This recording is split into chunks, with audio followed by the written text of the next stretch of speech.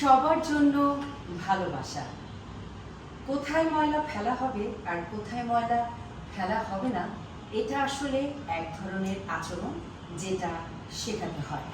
আমি আমার সন্তানকে শেখানোর দায়িত্ব নিয়েছি, আপনি বা আপনারা আপনার সন্তানকে শেখানোর দায়িত্ব নিন।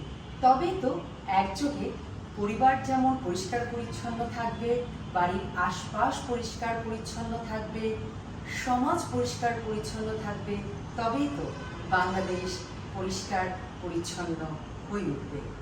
দায়িত্ব অবহেলা করে আমরা যদি একে অপরকে দায় দিই, কে ময়লা ফেললো, কে ময়লা পরিষ্কার করব, এটা আসলে একজন সুস্থ মনের নাগরিকের দায়িত্ব নয়। একজন সুস্থ মস্তিষ্কের নাগরিক যেখানে সেখানে ময়লা ফেলবে, এই আচরণ হবার কথা নয়। স্কুলে এই শিক্ষা দিন, কলেজে এই শিক্ষা দিন, বিশ্ববিদ্যালয়েও একই শিক্ষা দিন। দেখুন সবাই মিলে কত সুন্দর একটি বাংলাদেশ আমরা গড়ে তুলতে পারব। পরিষ্কার পরিচ্ছন্নতা শেখাতে হয়। সবাই ভালো থাকুন, ভালো রাখুন একে অপরকে।